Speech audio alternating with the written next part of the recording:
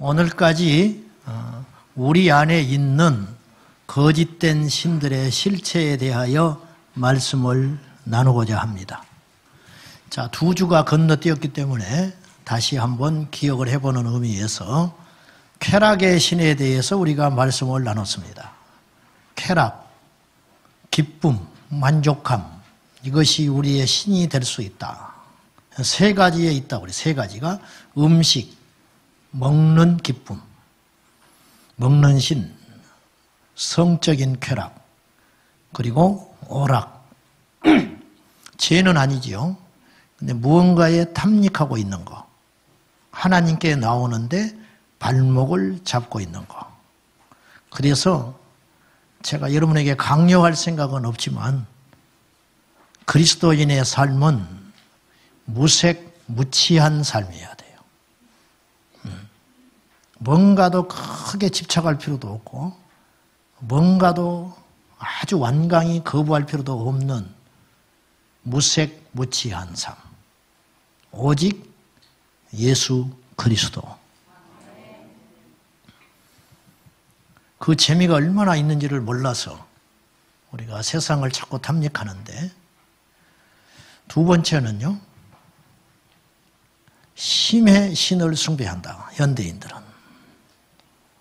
성공, 돈의 힘, 성취, 굉장히 매력이 있거든요. 국회의원 되는데 자기의 전부를 거는 사람이 있습니다. 결국 인생이 피폐해져 버리는 것이죠. 그 힘, 운동권 386 세대들이 제가 직접 만나서 이야기해 봤는데, 체육관에 그 함성 소리와 함께 등장할 때, 그 환호할 때, 그 연단에 들어서는 거, 그거 무시 못한다는 거예요. 민주투사가 아니고 그것 때문에 못 논다는 거예요. 많은 연예인들이 한때 은퇴를 선언합니다. 19은 5년 안에 다시 복귀합니다. 왜 그럴까? 그 환호성을 잊지 못하는 거예요. 그 엄청난 매력이 있는 거예요. 어떤 장로님이 저한테 이렇게 이야기합니다. 목사님, 우리 교회가 약 한 3,000명 모이는데 목회할 만하다고 생각합니다. 그래요. 무슨 말입니까? 3,000명의 성도들이 목사의 설교에 반응하는 걸 보면 목회할 만할 것 같습니다. 맞는 소리인데 위험하다. 아주 위험하다. 굉장히 위험한 소리를 이 장로님이 하시는구나. 제가 그렇게 생각하면서 나는 어떤가? 나도 자유로울 수 없겠다. 그래서 겁이 확 나는 거예요. 3번째, 사랑도 신이 될 수 있다. 로맨스에 환호하는 사람들, 가족이라고 하는 이 사랑의 울타리, 거기서 헤어나지 못한 채 하나님을 온전히 섬기지 못하는 대다수의 그리스도인들이 많다는 현실, 이걸 우리가 보아야 합니다. 오늘은 가장 강력하고 치명적이고 힘 있는 신에 대해서 마지막으로 나누고자 하는데, 그 신은 다른 신이 아니라 자아의 신입니다. 에고, 나라고 하는 이 신.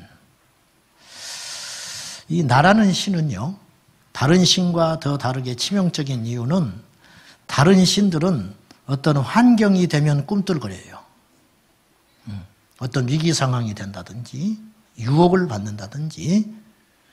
그런데 이 나라는 신은 24시간 내 안에 있어서 나를 지배하고 내 마음속에 있는 단 1인 좌석, 그 자리에 앉아서 나를 호령한단 말이에요.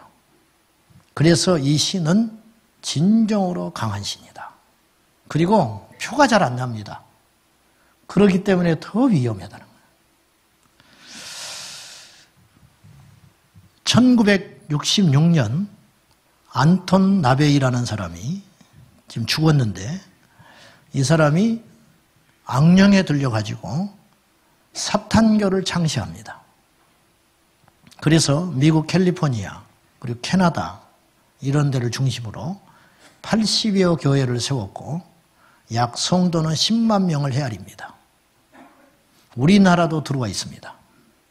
근데 눈에 보이는 유형적 교회는 아직 세우지를 않았고 인터넷상에서만 존재하는 사탄교회가 우리나라에도 있습니다. 마귀는 하나님과 되기를 소원하는 간악한 존재이기 때문에 그쪽에도 예배가 있고 그곳에도 목사가 있고 그곳에서도 찬양이 있고 그곳에서도 경전이 있습니다. 사탄경 1장 1절에 뭐라고 써놨느냐 이렇게 써 있어요. 내 인생의 주인은 내 자신이다. 창세기 1장 1절은 이렇게 기록하고 있습니다. 태초에 하나님이 천지를 창조하시니라. 이 교묘한 차이점. 이제 사탄경 1장 1절을 통해서 사탄의 속셈이 무엇인지 여실하게 드러내는데 네 자신의 주인은 너다. 하나님이 들어올 틈이 없는 거예요. 창세기 1장 1절은 우리가 피조물인 것을 직시하라고 말씀합니다. 태초에 하나님이 천지를 창조하셨다. 모든 만물의 주인은 우리 하나님이시다. 근데 사탄경은 모든 것의 주인은 너다. 이렇게 이야기하는 거죠. 무서운 소리입니다. 무서운 소리예요. 1993년에 개봉된 얼라이브라는 영화가 있었습니다.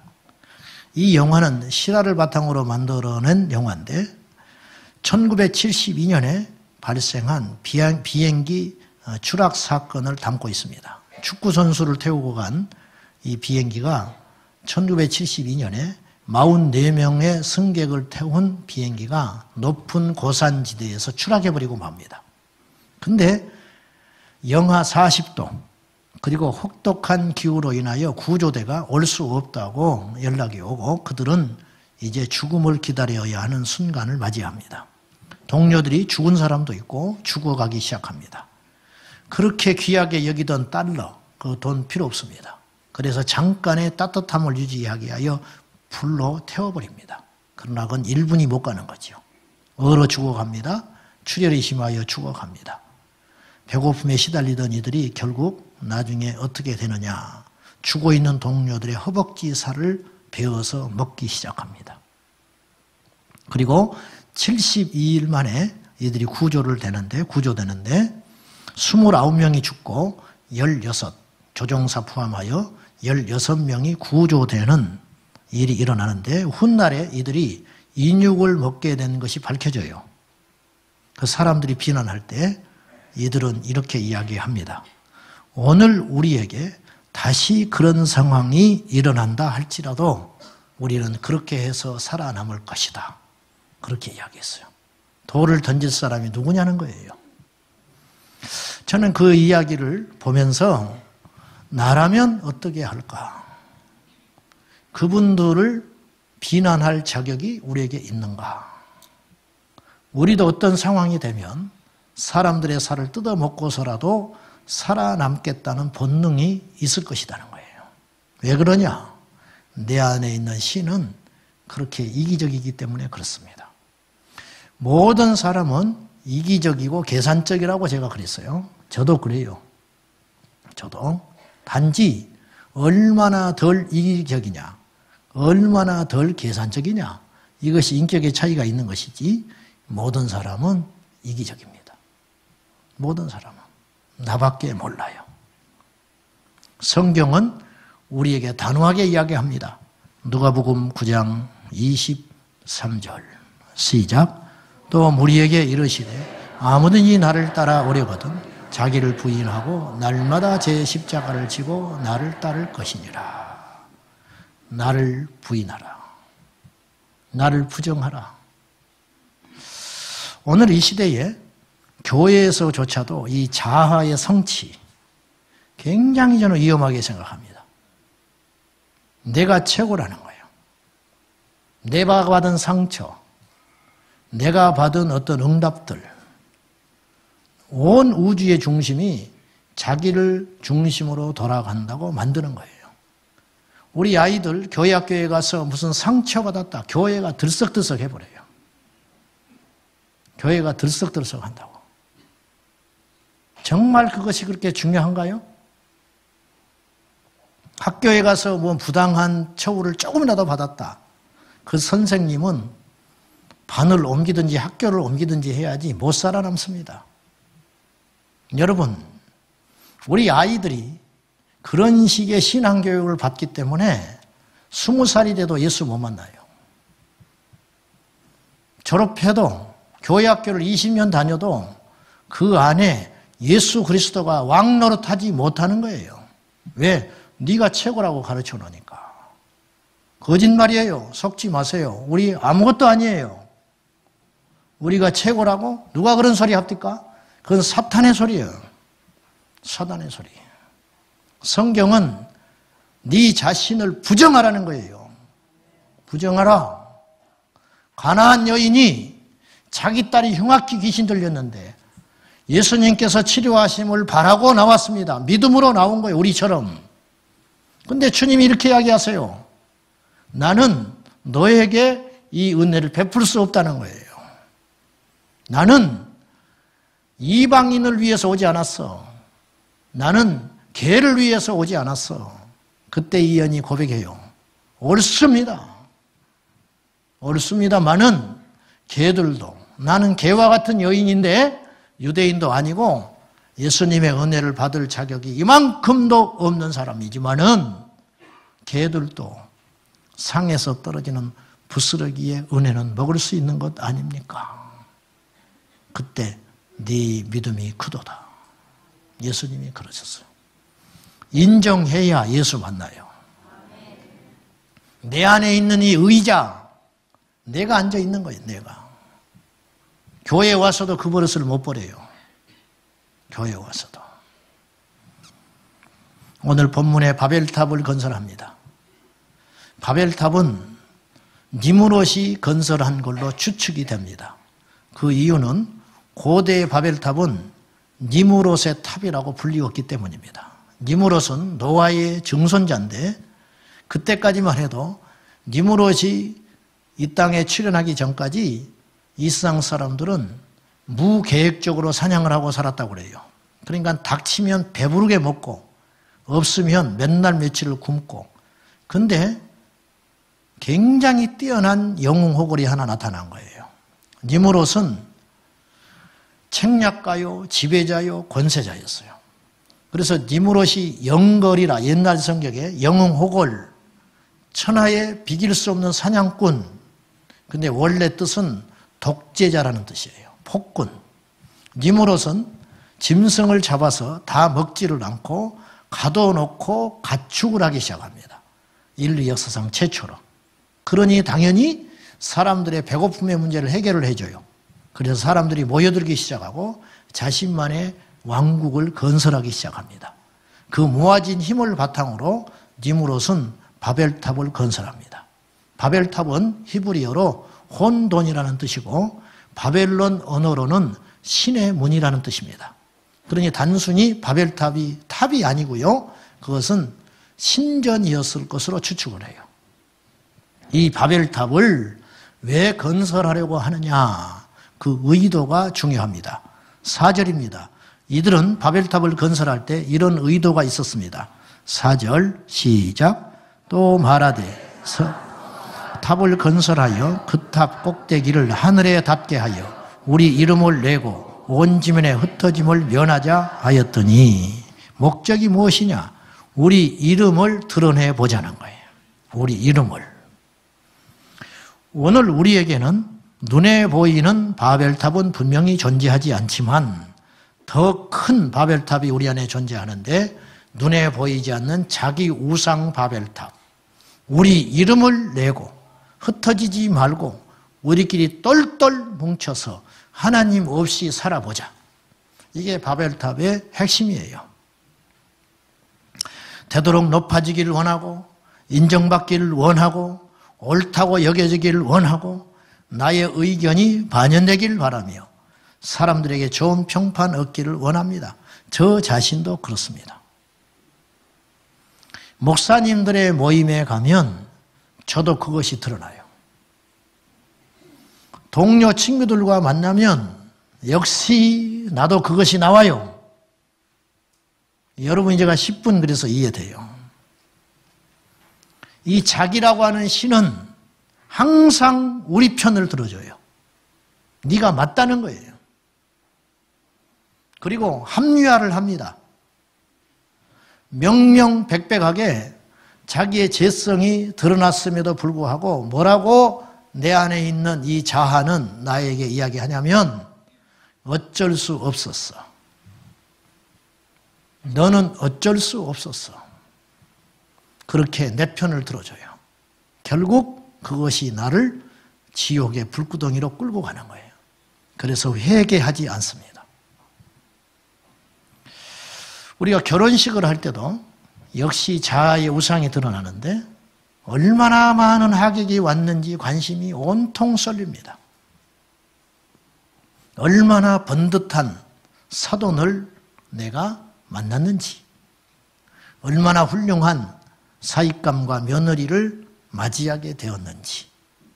입으로는 부족하다고 하는데 처음은 다 그렇게 시작해. 부족하다고. 근데 나중에 보면 부족한 게 하나도 없어요. 최고 잘났어. 결국은 이렇게 가요. 장례식 얼마나 많은 조문객이 왔는지, 얼마나 많은 조화가 와 있는지 이것에 관심이 많습니다. 없다면 거짓말이죠. 나도 그래요. 여러분도 그럴 것이에요. 한 가지 만고의 진리가 있는데 우리가 드러나는 순간 예수님은 사라지게 되는 것이고 우리가 숨겨질수록 예수 향기는 나타나게 된다는 것이죠. 제가 끊임없이 고민하는 게 무엇이냐면 나는 목회를 왜 하고 있는가? 나는 이 목회까지도 바벨탑이 될 수 있다. 우리 이름을 내고 흩어지지 말고 우리끼리 똘똘 뭉쳐서 잘 살아보자. 아닙니다. 틀렸습니다. 우리 주변에 불행한 사람을 두고 우리만 행복할 수 없습니다. 절대 안 되는 것이거든.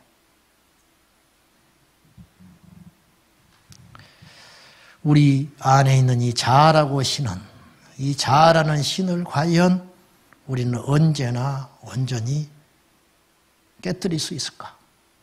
언제나. 아브라함이 이삭을 포기했을 때 하나님을 알게 되는 거죠.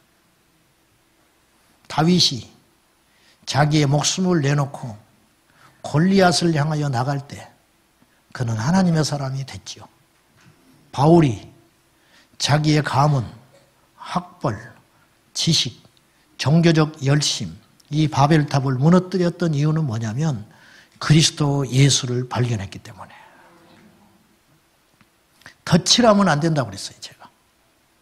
덧칠하면 안 돼. 내 꿈과 내 욕심과 내 비전을 발톱 속에 숨겨놓고 겉으로 포장하는 것은 신앙이 결코 아니다.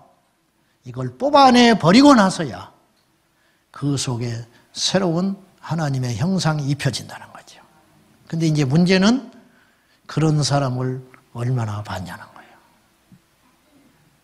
많지 않더라. 많지 않더라.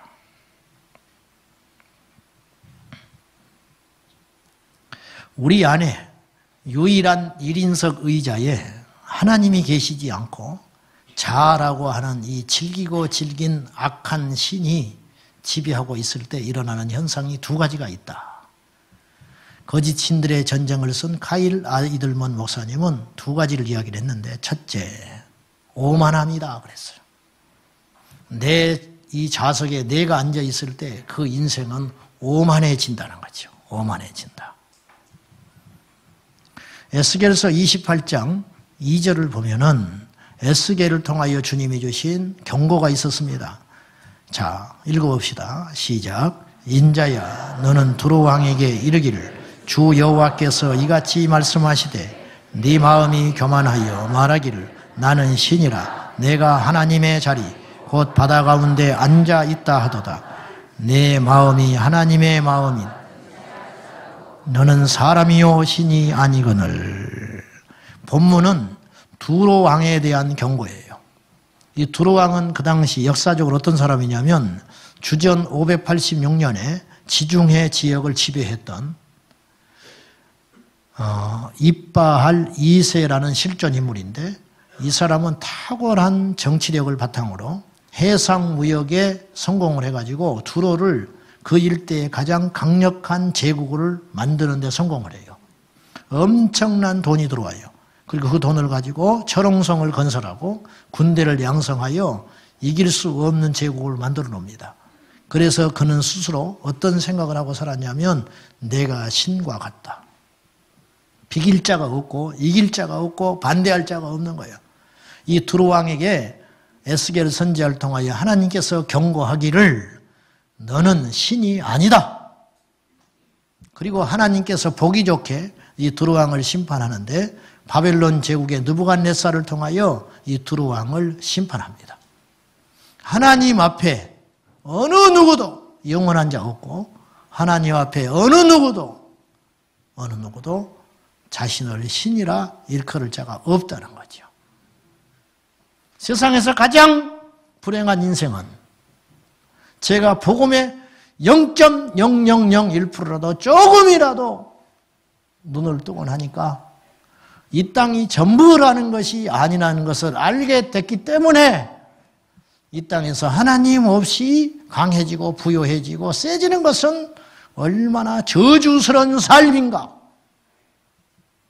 얼마나 위험한 삶인가, 이것을 알게 됐어요. 이것을.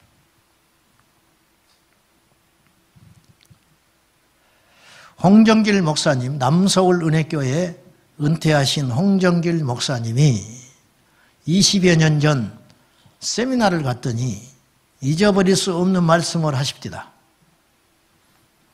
이분이 이북에서 내려온 분이거든요. 자기 아버님이 장로님이십니다. 근데 이 아버님이 목회자가 되고 싶었던 분이에요. 근데 목회자가 못 됐어요.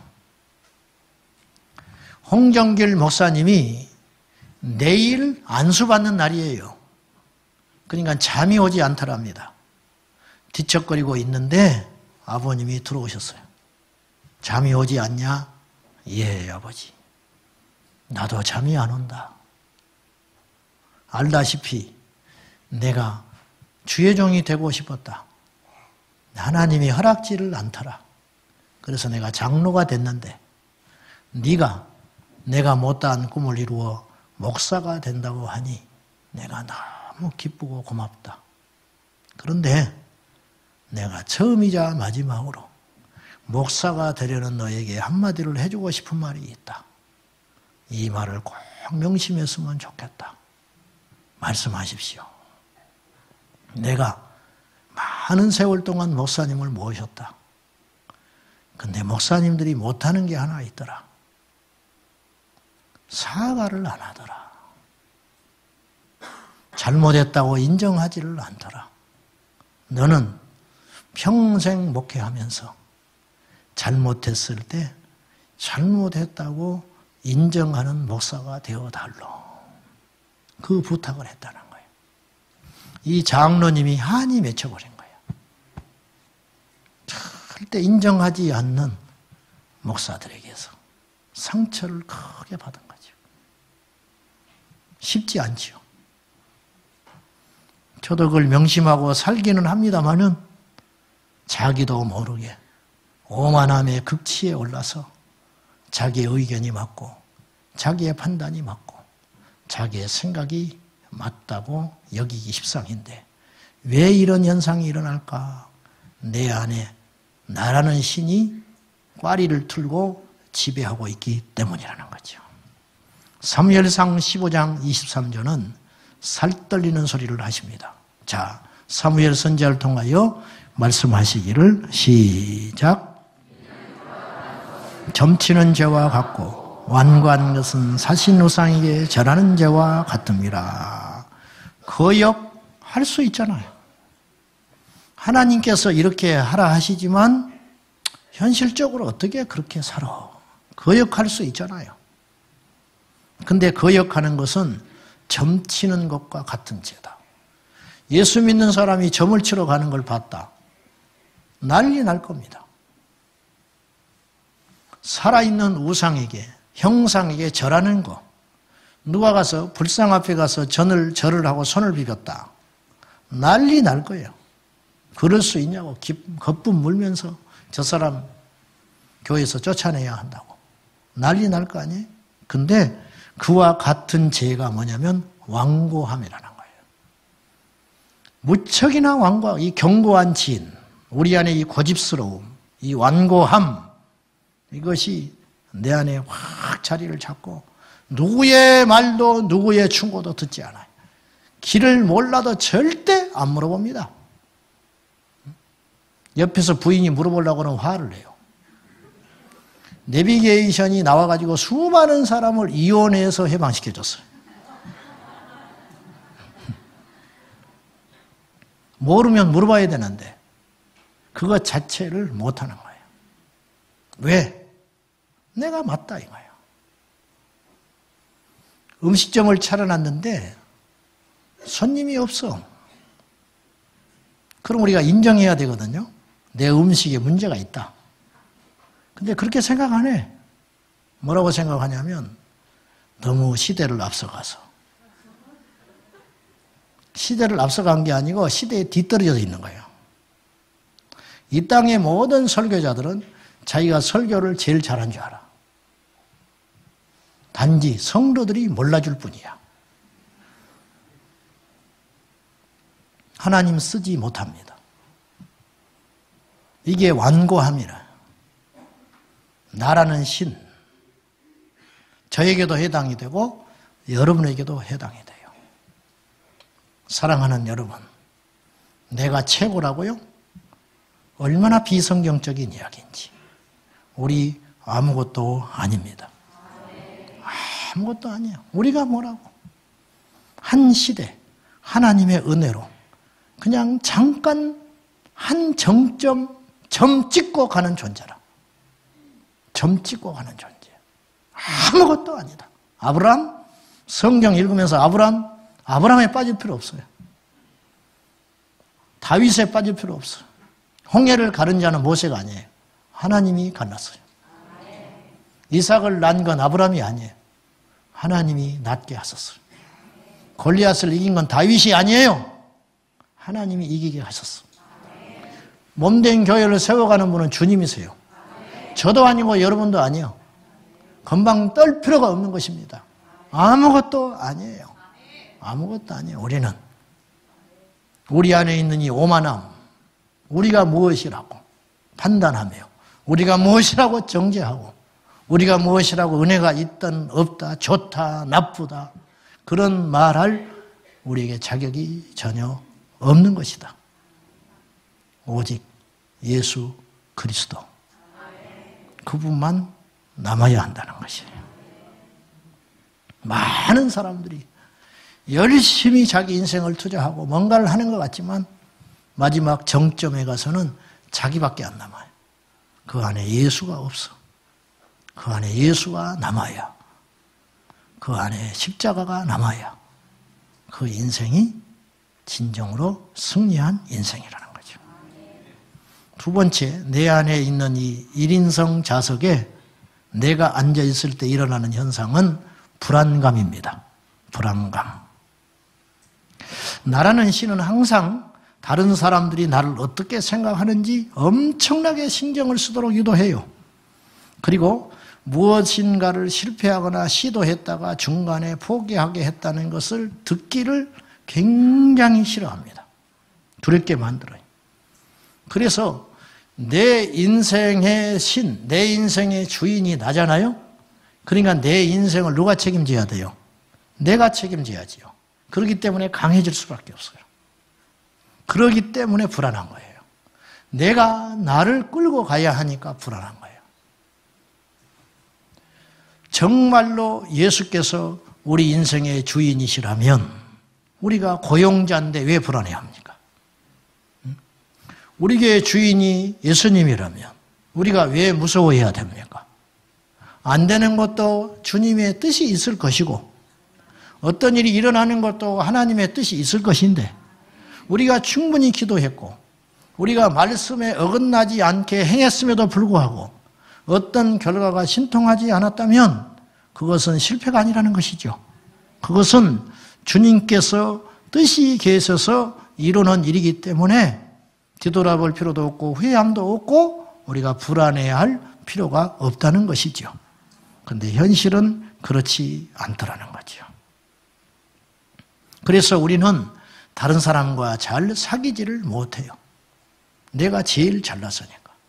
그리고 나보다 온전하고 나보다 지혜로운 자를 만나도 그 사람들의 말을 절대로 들어주질 않습니다. 내가 최고니까.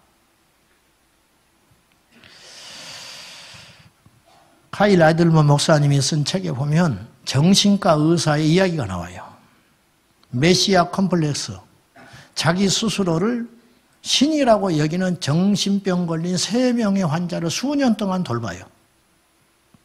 한 환자가 이렇게 이야기를 합니다. 나는 메시아다. 하나님의 아들이지. 나는 세상을 구원하라고 보냄을 받았어. 그러니까 의사가 물어요. 그걸 어떻게 당신이 알 수 있습니까? 그렇게 물었더니 하나님께서 말씀해 주셨으니까 알지요. 그랬더니 옆에 있던 하나님이 이렇게 이야기해요. 나는 너에게 그런 말을 해준 적이 없는데 주로 대화가 이렇게 하고 24시간을 지내는 거예요. 셋이서. 그 옆에 있던 환자가 또 이렇게 이야기해. 그러니까 너희 둘은 정상이 아닌 거야. 응? 나를 두고 하나님이라니. 계속 이런 대화만 하고 살아가는 거예요. 이 의사는 결국 이 3명의 환자를 치료하는 데 실패합니다. 못 고쳐요. 수년을 투자하고 온갖 방법을 다 써봤는데 실패했습니다. 그 실패했던 이유가 무엇인지 아십니까? 자기 인정에 실패했기 때문에. 자기가 환자인지를 몰라. 내가 잘못됐다는 걸 모르는 거예요. 제가 지난번 성금요일 날 우리가 말씀을 나누면서 이런 말을 했어요. 나 때문에 내 주변 사람들이 얼마나 힘들어하고 있을까? 이걸 깨달아라. 이것을 깨달아라. 이 인격적인 문제가 아니라는 거예요. 이게 생명의 문제예요. 생명의 문제. 교회도 마찬가지예요. 다 잘났어요. 저도 잘났고 여러분도 잘났어. 최고의 사람들만 모아놨어요. 우리가. 그러니까 바람 잘 날이 없는 거예요. 사랑하는 여러분, 내가 최고라고요? 정말인가요? 그렇지 않아요. 절대 그렇지 않아. 우리는 외형적 문제에 치중할 때가 많아요. 외형적 문제, 분노, 투닥거리고 다투는 거, 분쟁. 근데 실상 우리 안에 있는 근본적인 문제 하나가 해결되지 않으면 안 돼요. 모든 문제는 거기에서 비롯되는 거예요. 그게 뭐냐? 주인을 바꾸지 않아서 그렇다. 주인을 바꾸지 않은 채 직장을 옮겨도 마찬가지입니다. 주인을 바꾸지 않은 채 결혼을 해도 마찬가지입니다. 직장을 옮겨 내 마음속에 주인을 바꾸지 않은 채 이민을 가보십시오. 뭐가 달라지는지. 여러분의 주인을 바꾸지 않은 채 샤론 찬양대 3부로 가보십시오. 뭐가 달라지는지. 똑같습니다. 똑같다. 내 안에 주인을 바꾸지 않은 채 내가 목회를 그만두고 농촌에 가서 농사를 지어도 여전히 똑같습니다. 똑같다. 심장의 혈관이 막히면 초기에는 어떤 현상이 일어나냐면 심장과 상관없는 증세들이 나타난다고 그래요. 심장의 혈관이 막혔는데 심장은 징후를 못 느낀다는 거예요. 그 대신 불면증, 허리 통증, 식욕부진, 불안, 시력 감퇴가 일어난다는 거예요.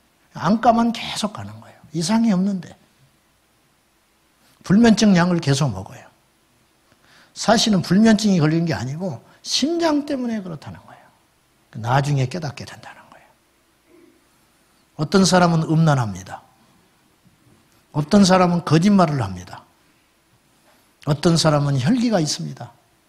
근데 그것은 겉에 드러난 열매일 뿐이고 그 안에 근본적인 핵심은 무엇이냐? 주인을 바꾸지 않아서 그렇다. 여러분에게 마지막으로 이 질문을 던져보고 싶습니다. 다음을 점검해 봐야 하는데요. 자, 여러분은 첫째, 무엇에 실망하십니까? 무엇이 여러분을 실망시키냐고 말이야. 나는 자식한테 너무 실망했다. 그 사람은 자식이 우상이었기 때문에 그러는 거예요. 두 번째, 무엇에 여러분은 불평하고 사십니까? 그건 곧 무엇에 지배를 받고 사느냐 그런 뜻이에요. 세 번째, 여러분은 돈을 어디에다가 쓰십니까? 돈. 우리나라에 그 애완동물을 키우는데 평균 한 달에 13만 3천 원을 씁니다. 13만 3천 원. 개를 키우는데 키우지 말란 소리는 안 해요. 또 공격이 엄청 들어오니까. 개를 키우는 데 있어서 개의 기념일을 챙겨줘요. 처음에 입양한 날 생일을 챙겨주고 돌아가시면 장례를 치러주고 제사를 차려준다. 김포에 가면 개 장례식장이 있습니다. 어디에다 돈을 쓰는가? 여러분은 무엇에 화를 내고 사십니까? 여러분은 무엇을 꿈꾸고 살아갑니까? 이것을 점검해 봐야 돼요. 사도 바울은 빌립보서 1장 21절에서 이렇게 외쳤습니다. 봅시다. 빌립보서 1장 21절에 살든지 죽든지 내 몸에서 그리스도가 존귀하게 되려 하나니 이는 내게 사는 것이 그리스도니 죽는 것도 유익함이라. 살려고 발버둥 치지 마라. 내가 사는 것이 하나님의 영광을 위한 것이라면 살아라. 내가 부자가 되는 것이 하나님의 영광을 위한 것이라면 부자가 되거라. 그러나 이 부요함이 내가 사는 것이 하나님의 영광을 가리고 있다면 언제든지 없어져야 된다. 이것이 바울의 신앙이었어요. 갈라디아서 2장 20절에 내가 그리스도와 함께 십자가에 못 박혀 죽었나니 그런즉 이제는 내가 산 것이 아니요 내 안에 그리스도께서 사신 것이라. 한국교회에 넘실대고 있는 자아 성취 신앙, 이건 철저히 비복음적입니다.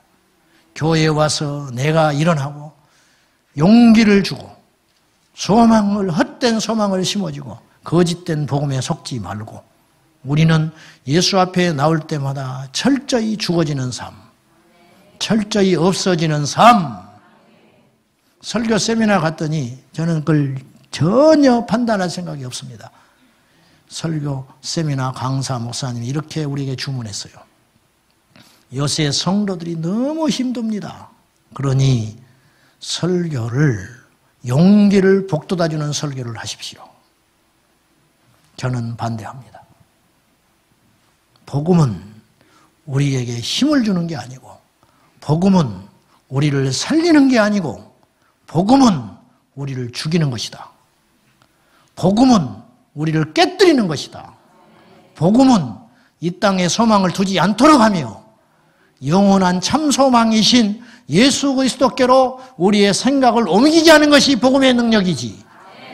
이 땅에 창념하게 만들고 내 자아를 성취하게 만들고 헛된 소망을 풀어넣는 것은 마귀적 복음이다. 하나님에게서 온 복음이 아닌 가짜 복음이요 유사 복음이요 값싼 은혜를 조장하는 것이다. 저는 감히 그렇게 말씀드리고 싶습니다. 여러분, 우리가 그토록 바라는 천국도 우리의 목적이 아니고 그 천국을 건설하신 하나님이 우리의 목적이어야 함을 잊지 마십시오. 하나님이 천국에 이르는 수단이 아니시고, 기억하세요. 하나님이 천국에 이르는 수단이 결코 될 수 없으며, 천국을 왜 우리가 가야 되느냐? 천국에 하나님이 계시기 때문에. 바로 천국이 하나님께 이르는 길이기 때문에 우리는 천국을 가는 것이다. 그래서 이 땅에서 하나님과 더불어 사는 인생은 이미 천국을 경험하고 있는 자요. 하나님을 떠난 인생은 이미 죽은 자다. 그래서 주님은 말씀하기를 믿지 않는 자는 이미 심판을 받았느니라. 이렇게 말씀하는 것입니다. 사랑하는 성도 여러분, 예수께 나올 때마다 철저히 우리를 부인하고 나를 죽이고 십자가에서 죽고 또 죽어 예수 그리스도만이 드러나는 저와 여러분 되시기를 축복합니다. 기도하겠습니다. 하나님 아버지, 우리는 어느 누구도 부정하지 않습니다. 주님이 살아 계시다고, 하나님을 우리가 사랑한다고. 그러나 우리 안에 있는 이 신은 하나님이 아니고 내 자신이로소이다. 주 예수여, 날마다 우리가 죽기를 원합니다. 손가락질을 받아도 죽은 자는 반항하지 않습니다. 비난을 받아도 죽은 자는 말이 없습니다. 죽지 않았기 때문에 우리가 살고 우리가 드러나려고 합니다. 주 예수여, 아주 죽게 하시고 사라지게 하소서. 우리 인생 자국자국마다 예수님만 남게 하여 주옵소서. 예수님의 이름으로 간절히 기도하옵나이다. 아멘.